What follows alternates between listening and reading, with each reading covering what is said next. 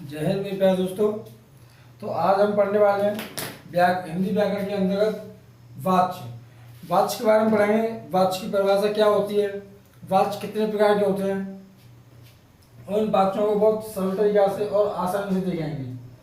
तो आइए स्टार्ट करते हैं अपनी वीडियो के अंतर्गत वाच्य। स्टार्ट करने से पहले आप वीडियो को ज़्यादा से शेयर किया करें, सब्सक्राइब किया करें और बेल आइकन की घंटी जरूर दबाया करें। तो आज हम पढ़ने वाले हैं वाच्य, और वाच्य के अंतर्गत देखेंगे कि वाच्य कितने प्रकार के होते हैं, वाच्य के कितने भेद होते हैं, भेद या प्रकार, और वाच्य कितने प्रकार के होते हैं, और वाच्य के प्रकार की क्या परिभाषाएं होती हैं, उनके बारे में बहुत अच्छी तरीके से और डिटेल तरीके से जानेंगे। दूसरी बात, ये आपके UPTET, CTET, estate all exam के लिए बहुत ज़्यादा इंपॉर्टेंट और महत्वपूर्ण होने वाले हैं। तो आइए स्टार्ट करते हैं वाच्य। तो वाच्य अगर देखा जाए तो वाच्य आपके तीन प्रकार के होते हैं। कितने प्रकार के होते हैं? वाच्य आपके तीन प्रकार के होते हैं। पहला वाच्य होता है आपका कर्तृवाच्य। क्या होता है? कर्तृवाच्य, जिसमें कर्ता की प्रधानता होती है। दूसरा होता है कर्मवाच्य, जिसमें कर्म की प्रधानता होती है। और तीसरा होता है आपका भाववाच्य, जिसमें भाव की प्रधानता होती है। तो आज हम देखेंगे और इनको जानेंगे कि ये कैसे होते हैं। तो आइए सबसे पहले देखें वाच्य। तो वाच्य की अगर हम परिभाषा देखें तो वाच्य की परिभाषा क्या होती है? वाच्य की अगर हम परिभाषा देखें तो वाच्य क्रिया का रूपांतरण है। किसका है? क्रिया का रूपांतरण है। इससे पहले मुझे आपको क्रिया पढ़ानी चाहिए थी, तो क्रिया शायद वो इसमें चैप्टर इसके बाद है, तो क्रिया को हम बाद में पढ़ाएंगे। तो चैप्टर में ये वाच्य आ गया था, तो इसलिए मैं वाच्य को पढ़ा देता हूँ। वाच्य के बाद हम क्रिया देखेंगे। तो वाच्य क्रिया का रूपांतर है। किसका? वाच्य जो है क्रिया का रूपांतर है। रूपांतर मतलब बदलना, रूपांतर मतलब बदलना, जिसके द्वारा यह पता चलता है कि वाक्य में कर्ता, कर्म या भाव में से किसकी प्रधानता है, वो क्या कहलाएगा? वाच्य कहलाएगा। तो वाच्य भी कितने प्रकार का होता है? वाच्य मैंने आपको बताया वाच्य तीन प्रकार का होता है। नंबर पहला होता है आपका कर्तृवाच्य, जिसमें कर्ता की प्रधानता होती है। नंबर दूसरा होता है आपका कर्मवाच्य, जिसमें कर्म की प्रधानता होती है। और नंबर तीसरा होता है भाववाच्य, जिसमें भाव की प्रधानता होती है। तो सबसे पहले पढ़ेंगे हम कर्मवाच्य, कर्तृवाच्य। सबसे पहले हम क्या पढ़ेंगे? कर्तृवाच्य। तो आइए कर्तृवाच्य के बारे में जानेंगे, परिभाषा देखें इसकी क्या होती है। क्रिया के उस रूपांतर को कर्तृवाच्य कहते हैं। क्रिया के उस रूपांतर को कर्तृवाच्य कहते हैं जिससे वाक्य में क्या हो? वाक्य में कर्ता की प्रधानता हो। मैंने क्या कहा था? कर्तृवाच्य यानी कर्ता, कर्ता की प्रधानता। तो वाक्य में कर्ता की प्रधानता हो। क्या हो? प्रधानता हो। उसका अगर बोध होता है तो यह वाक्य अगर प्रधानता का बोध होता है तो वो क्या कहलाएगा? आपका कर्तृवाच्य कहलाएगा। क्या कहलाएगा? कर्तृवाच्य। आई मीन एक बार और देखते हैं इसको। क्रिया के उस रूपांतर को कर्तृवाच्य कहते हैं जिससे वाक्यों में कर्ता की प्रधानता का बोध होता है, उसे क्या कहते हैं? हम कर्तृवाच्य कहते हैं। दूसरी बात, कर्तृवाच्य जो है सकर्मक भी और अकर्मक दोनों हो सकते हैं। कर्तृवाच्य कैसे होते हैं? ये आपके सकर्मक भी हो सकते हैं और अकर्मक भी हो सकते हैं। ये दोनों से बनता है ये। तो आइए इसमें एग्जाम्पल मैंने लिए हैं, एग्जाम्पल देखते हैं इसके। एग्जाम्पल आपका राम ने दूध पिया। राम ने दूध पिया। सीता गाती है। तो देखो सीता गाती है, ये कैसा है? क्या गाती है? हमको ये नहीं पता है। सीता गाती है लेकिन क्या गाती है? देखो ये आपका सकर्मक था और ये आपका अकर्मक हो गया। फिर मैं स्कूल गया। कहाँ गया? स्कूल गया। तो कैसा है? ये आपका सकर्मक है। सीता गाती, सीता गाती तो है लेकिन हमको ये नहीं पता है कि क्या गाती है। तो इसमें देखा जाए तो ये आपका अकर्मक है और ये दोनों कैसे हैं? सकर्मक है। तो आप इसके बारे में जान गए होंगे कि क्या होता है। एक बार और जान लेते हैं। परिभाषा देखें तो वाच्य क्रिया का रूपांतर है। जिसके द्वारा यह पता चलता है कि वाक्य में किसकी प्रधानता का बोध होता है, उसे क्या कहते हैं, वाच्य कहते हैं। इस 3 प्रकार का होता है, बताया मैंने आपको, कर्तृवाच्य, कर्मवाच्य, वो कर्तृवाच्य और जो आपका कर्मवाच्य, भाववाच्य। तो सबसे पहला मैंने आपको पढ़ाया कर्तृवाच्य, क्या क्रिया के उस रूपांतरण को कर्तृवाच्य कहते हैं। क्रिया के उस रूपांतरण को कर्तृवाच्य कहते हैं जिससे वाक्य में कर्ता की प्रधानता का बोध होता है। किसका? कर्ता की प्रधानता का बोध होता है, उसे क्या कहते हैं, कर्तृवाच्य कहते हैं। कर्तृवाच्य सकर्मक भी हो सकते हैं और अकर्मक भी हो सकते हैं। तो आइए जानते हैं कैसे। जैसे मैंने एग्जाम्पल लिखा है, राम ने दूध पिया। राम ने दूध पिया, राम ने क्या पिया? अगर क्या का आंसर मिलता है तो वो है सकर्मक, अगर क्या का आंसर नहीं मिलता है तो वो है अकर्मक। यानी कि राम ने दूध पिया, अगर हम पूछे राम ने दूध पिया, अगर पूछता है कोई कि क्या पिया, कि राम ने दूध पिया है, क्या पिया है? दूध। अब दूसरा जगह सीता गाती है, सीता गाती है लेकिन हमको ये नहीं पता क्या गाती है, गाना गाती है, गीत गाती है या भजन गाती है, पता नहीं, हमको नहीं पता है वो क्या गाती है। तो सीता गाती है बस, तो ये कैसा है? आपका अकर्मक है, इसमें कर्म नहीं है। दूसरा देखो, मैं स्कूल गया, मैं गया, कहाँ गया? स्कूल गया, तो आपका इसमें भी क्या है?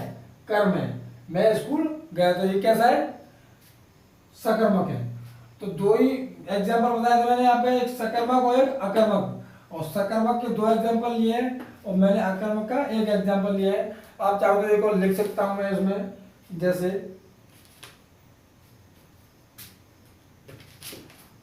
अकर्मक का देख लो, जैसे राम गया,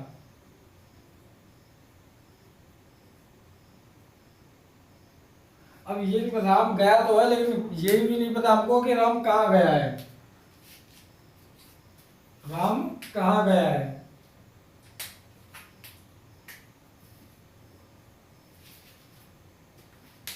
दूसरा देखते हैं, हमारा कर्मवाच्य क्या है? दूसरा कर्मवाच्य, क्रिया के उस रूपांतरण को कर्मवाच्य कहते हैं। क्रिया के उस रूपांतरण को कर्मवाच्य कहते हैं जिससे वाक्य में कर्म की प्रधानता होती है। किसकी? कर्म की। कर्तृवाच्य यानी कि कर्ता की प्रधानता, कर्मवाच्य यानी कि कर्म की प्रधानता। तो क्रिया के उस रूपांतरण को कर्मवाच्य कहते हैं जिससे वाक्य में कर्म की प्रधानता का बोध होता है। क्या होता है? बोध होता है। यह वाच्य केवल और केवल सकर्मक क्रिया के बने होते हैं। किसके? इसमें सकर्मक ही आएगा, ना कि अकर्मक। इसमें कैसा आता है? आपका सकर्मक आता है। देखो, जैसे क्रिया के उस रूपांतरण को कर्मवाच्य कहते हैं। क्या कहते हैं? कर्मवाच्य कहते हैं जिससे वाक्य में कर्म की प्रधानता का बोध होता है। और यह वाच्य कैसा होता है? सकर्मक क्रिया से बनता है। कैसे बनता है? सकर्मक क्रिया से बनता है। 1 मिनट,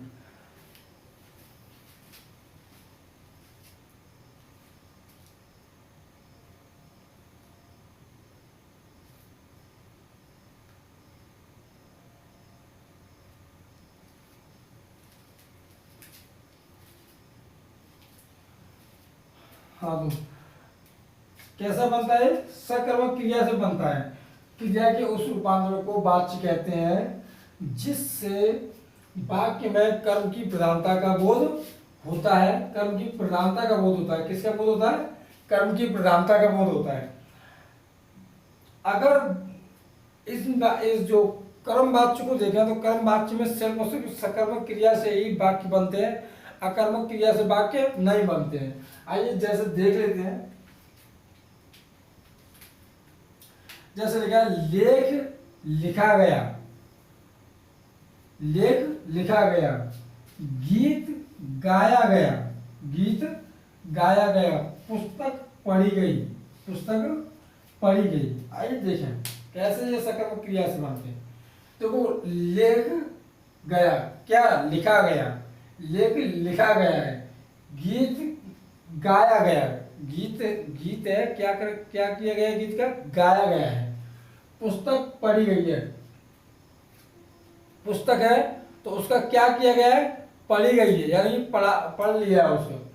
तो ये आपके कैसे हैं? ये आपके सकर्मक क्रिया से बने हुए वाक्य हैं। क्या ये? सकर्मक क्रिया से बने हुए वाक्य हैं।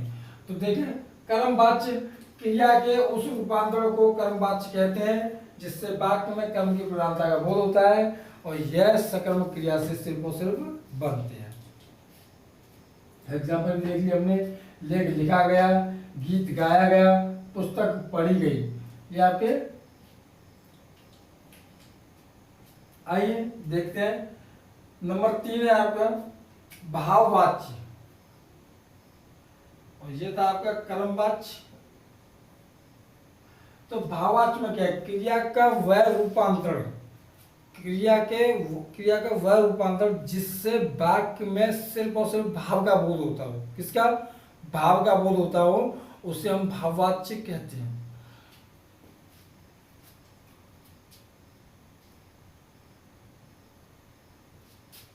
क्रिया का वह रूपांतरण भाववाच्य कहलाता है। क्या कहलाता है? भाववाच्य। कौन सा रूपांतरण?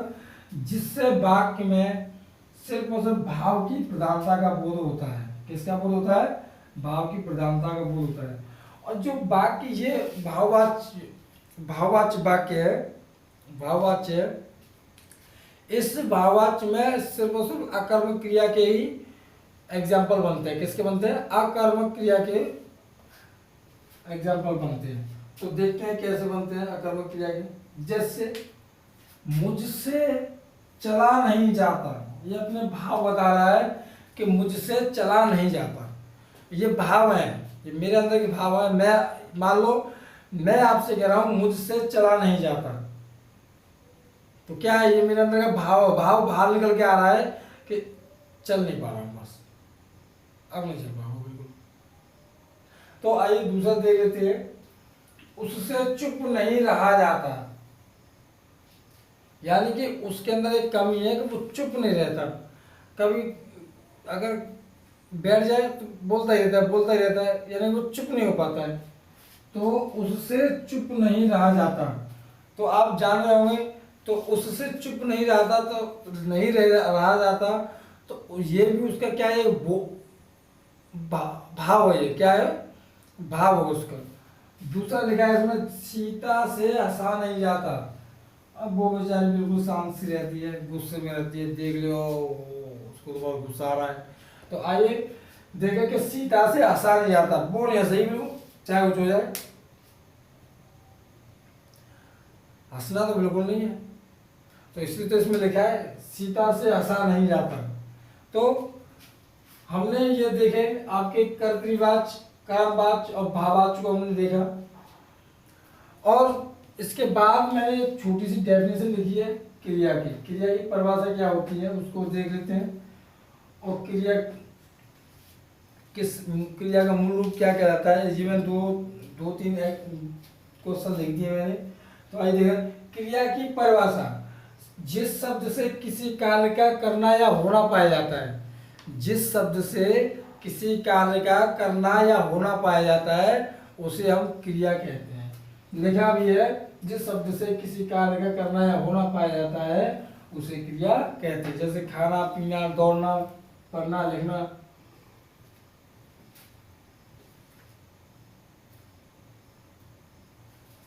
पढ़ना, लिखना, सोना, रहना, जाना।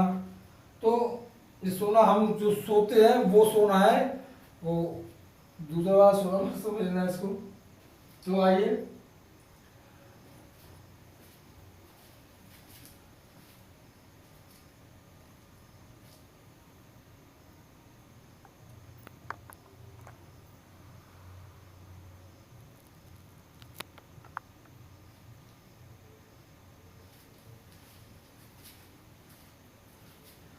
देखें, जैसे खाना, पीना, पढ़ना, सोना, रहना आदि, ये आपका क्या है? ये आपकी क्रिया है। क्या है?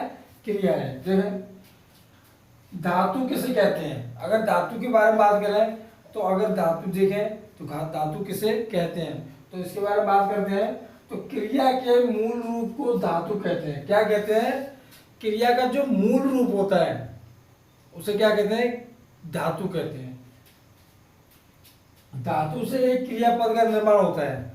अगर क्रिया में धातु नहीं होगा तो क्रिया नहीं बनेगी, क्योंकि धातु से ही क्या होता है, क्रिया के पद का निर्माण होता है। किसका होता है? पद का निर्माण होता है।